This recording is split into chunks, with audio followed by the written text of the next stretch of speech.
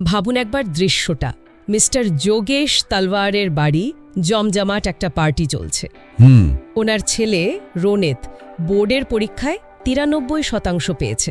তো বুঝতেই পারছেন, আত্মীয় স্বজন, বন্ধু বান্ধব হইচই, মিষ্টি মুখ। একদম।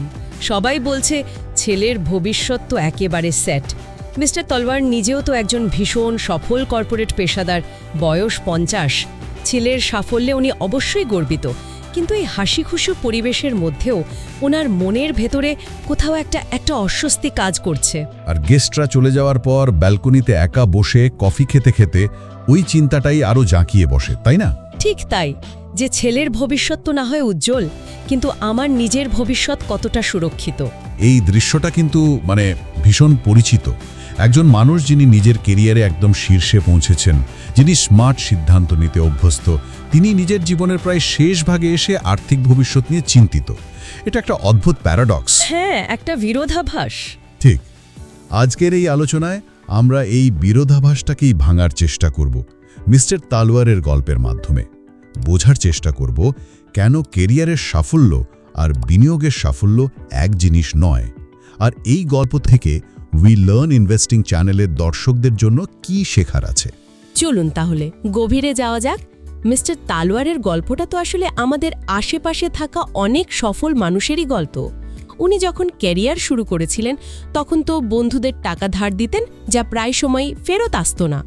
মনের দিক থেকে উনি উদার ছিলেন, কিন্তু টাকার হিসাবটা ওইভাবে রাখতেন না। একদমই না। আর বিনিয়োগের ব্যাপারে ওনার ভাবনাটাও ছিল খুব টিপিক্যাল ভারতীয় মধ্যবিত্তের মতো। 1996 সালে মেয়ে আকাঙ্ক্ষার জন্মের পর উনি প্রথম সঞ্চয়ের কথা ভাবেন। আর তখন ওনার কাছে সবচেয়ে নিরাপদ কি মনে হয়েছিল? দুটো জিনিস, ফিক্সড ডিপোজিট আর সোনা। একদম। আমার বাবা মায়ের প্রজন্মের কাছে তো এটাই ছিল বিনিয়োগের একমাত্র ভরসা। এফডি মানে ব্যাংকে টাকাটা অন্তত সুরক্ষিত, কমছে তো না। আর সোনা তো শুধু গয়না নয়, মেয়ের বিয়ের জন্য একটা বড়সড় সংস্থান। শেয়ার বাজারে ঝুঁকি নেওয়ার কথা তো তারা ভাবতেই পারতেন না। সেই সময় 1991 থেকে 2004 পর্যন্ত শেয়ার বাজারকে তো উনি জুয়ারিদের জায়গা মনে করতেন। কত কেলেঙ্কারি হয়েছে, বন্ধুদের টাকা হারাতে দেখেছেন। ঠিক। আর এখানেই মানসিকতার বিষয়টা চলে আসে।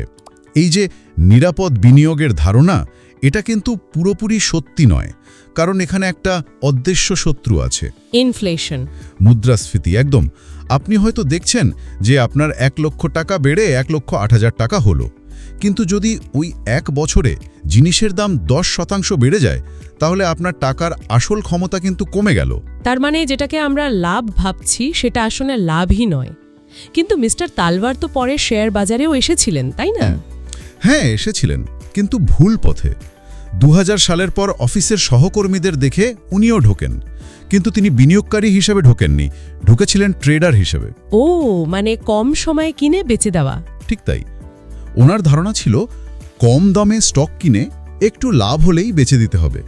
এটাকে উনি খুব স্মার্ট মুভ মনে করতেন। এটা তো অনেকেই করে। রোজকার বাজারের খবরে চোখ রেখে কেনাবেচা করাটাকে একটা দারুণ উত্তেজনাপূর্ণ খেলা মনে হয়। খেলা মনে হলেও এটা আসলে একটা ফাঁদ। দেখুন, ওনার সবচেয়ে পছন্দের নিরাপদ বিনিয়োগ কি ছিল? সোনা। হ্যাঁ।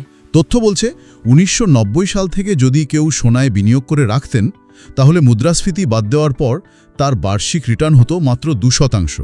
মাত্র 2%। ভাবুন একবার, এই রিটার্ন দিয়ে ছেলেমেয়ের উচ্চশিক্ষা বা নিজের অবসরের মতো বড় লক্ষ্য পূরণ করা প্রায় অসম্ভব।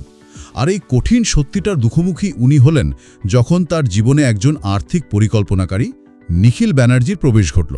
আর নিখিল এসে ওনার পুরো আর্থিক অবস্থার একটা এক্সরে রিপোর্ট তৈরি করলেন, যেটা দেখে মিস্টার তালওয়ারের পায়ের তলার মাটি সরে গিয়েছিল। কারণটা স্বাভাবিক। আমরা প্রায়ই নিজেদের সম্পদ নিয়ে একটা ভাষা ধারণা রাখি, কিন্তু যখন সেটাকে সংখ্যার আকারে দেখি তখন আসল ছবিটা বেরিয়ে আসে। কীরকম ছিল ছবিটা? নিখিলের হিসাব অনুযায়ী মিস্টার তালওয়ারের মোট সম্পদ বা অ্যাসেট ছিল প্রায় 592 লক্ষ টাকা। শুনে তো মনে হচ্ছে বিশাল টাকা। হ্যাঁ, কিন্তু এর মধ্যে দুটো বাড়ির দামই ধরা আছে, সাথে আছে সোনা, ফিক্সড ডিপোজিট আর মাত্র 5 লক্ষ টাকা স্টক। ও, আর দেনা লায়াবিলিটিস? দেনা ছিল প্রায় 141 লক্ষ টাকা, বাড়ির লোন, গাড়ির লোন সব মিলিয়ে। অর্থাৎ ওনার নেট সম্পদ দাঁড়ায় 451 লক্ষ টাকা। অঙ্কটা এখনও বেশ বড় মনে হচ্ছে। তাহলে সমস্যাটা কোথায় ছিল? এত টাকা থাকা সত্ত্বেও ওনার উদ্বেগ হওয়ার কারণ কি? কারণটা লুকিয়ে ছিল পরের তথ্যে, যেটা সবচেয়ে চমকে দেওয়ার মতো। নিখিল হিসাব করে দেখালেন যে গত ২৭ বছরে মিস্টার তালওয়ারের সমস্ত বিনিয়োগের ওপর গড় বার্ষিক রিটার্ন ছিল মাত্র ৪%। 4%? একবার ভাবুন। হ্যাঁ, মাত্র 4%। মানে আজকের দিনে একটা সাধারণ সেভিংস অ্যাকাউন্ট বা এফডির সমান। ২৭টা বছর ধরে একজন বুদ্ধিমান সফল মানুষ টাকা জমিয়েছেন, কিন্তু তার টাকা কার্যত বাড়েইনি। মুদ্রাস্ফীতিকে যদি ধরি তাহলে তো রিটার্ন প্রায় শূন্য বা নেগেটিভ। ঠিক তাই। একজন ৫০ বছর বয়সী সফল মানুষের জন্য এই সত্যিটা মেনে নেওয়া যে কতটা কঠিন হতে পারে তা আমরা সবাই বুঝতে পারি। আর এই সত্যিটা আরও ভয়াবহ হয়ে ওঠে যখন তিনি ওনার ভবিষ্যতের লক্ষ্যগুলোর দিকে তাকান। সেই লক্ষ্যগুলো তো আর ছোটখাটো ছিল না। একেবারেই না। ছেলেমেয়ের উচ্চশিক্ষার জন্য প্রত্যেকের জন্য ৮০ লক্ষ টাকা করে, মানে মোট ১.৬ কোটি। দুজনের বিয়ের জন্য ৭০ লক্ষ করে, মানে মোট ১.৪ কোটি। এর বাইরেও প্রতি বছর বিদেশে ছুটি কাটানো, প্রতি ৩ বছরে গাড়ি বদলানোর মতো লাইফস্টাইলও বজায় রাখতে চেয়েছিলেন। আর এখানেই মুদ্রাস্ফীতির অঙ্কটা মারাত্মক হয়ে দাঁড়ায়। নিখিল একটা সহজ উদাহরণ দিয়েছিলেন। মেয়ের বিয়ের খরচের ব্যাপারটা। হ্যাঁ, মেয়ে বিয়ের জন্য এখন যদি ৭০ লক্ষ টাকা লাগে, তাহলে ৮% মুদ্রাস্ফীতি ধরলে ১০ বছর পর ওই একই বিয়ের জন্য খরচ হবে প্রায় ১.৫ কোটি টাকা।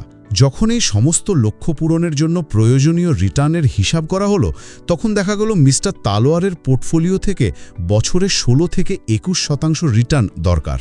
কোথায় ৪% আর কোথায় ২১%? এই বিশাল ব্যবধানটা তিনি কিভাবে পূরণ করবেন তা ভেবেই তো দিশেহারা হয়ে পড়েছিলেন। কিন্তু প্রশ্নটা হলো, এই গ্যাপটা তৈরি হলো কেন? ভুলটা ঠিক কোথায় হচ্ছিল? নিখিলের বিশ্লেষণ থেকে ওনার করা কয়েকটা ক্লাসিক ভুল বেরিয়ে এসেছিল, যা শুধু উনি নন, বহু সাধারণ বিনিয়োগকারী করে থাকেন। প্রথম এবং সবচেয়ে বড় ভুল ছিল অতিরিক্ত ট্রেডিং, মানে ঘন ঘন কেনা বেচা করা। ঠিক তাই। নিখিল হিসাব করে দেখান যে মিস্টার তালওয়ার গড়ে মাত্র ৪ মাস একটা স্টক ধরে রাখতেন। এর ফলে কি হতো জানেন? কি? প্রতি বছর তার পোর্টফোলিওর মোট মূল্যের প্রায় ৭% শুধু ব্রোকারেজ ফি, ট্যাক্স আর অন্যান্য চার্জ হিসেবেই বেরিয়ে যেত। সর্বনাশ! মানে লাভ করার আগেই নিজের পুঁজি থেকে ৭% বেরিয়ে যাচ্ছে। এটা তো অনেকটা ফুটো বালতিতে জল ভরার মতো। এক্স্যাক্টলি। উনি আসলে নিজের ব্রোকারকে ধনী করছিলেন, নিজেকে নয়। অনেকেই ট্রেডিং আর বিনিয়োগের মধ্যে পার্থক্যটা বোঝেন না।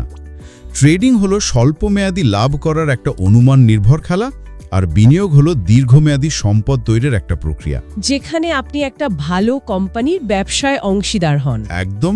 আর পরিসংখ্যান বলে দীর্ঘমেয়াদী বিনিয়োগকারীরাই শেষ পর্যন্ত সফল হন। আর ওনার দ্বিতীয় ভুলটাও তো খুব চেনা, মার্কেট টাইমিংয়ের চেষ্টা করা। হ্যাঁ, যেটা বিনিয়োগের জগতে প্রায় একটা মিথ। উনি যখন দেখতেন বাজার খুব বাড়ছে, তখন ফোমো বা ফিয়ার অফ মিসিং আউট এর বশে কিনতেন। আর যখনই বাজার একটু পড়তে শুরু করত, ভয়ে সব বিক্রি করে দিয়ে বেরিয়ে আসতেন।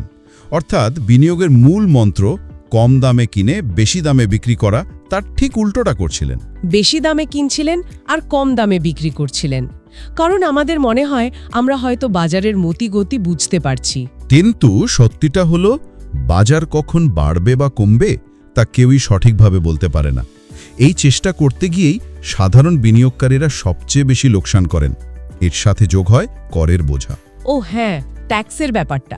যেহেতু মিস্টার তালওয়ার 1 বছরের কম সময়ের জন্য স্টক রাখতেন, তাই লাভের উপর তাকে 15% short term capital gains tax দিতে হতো। মুদ্রাস্ফীতি আর কর, এই দুটোকে যে বিনিয়োগকারী উপেক্ষা করেন, তার সম্পদ যে বাড়বে না, এটাই স্বাভাবিক। তাহলে এই গভীর সমস্যা থেকে মিস্টার তালওয়ারের উদ্ধারের পথ কি ছিল? নিখিল তাকে কোনো জাদুমন্ত্র দিলেন? কোনো জাদুমন্ত্র নয়।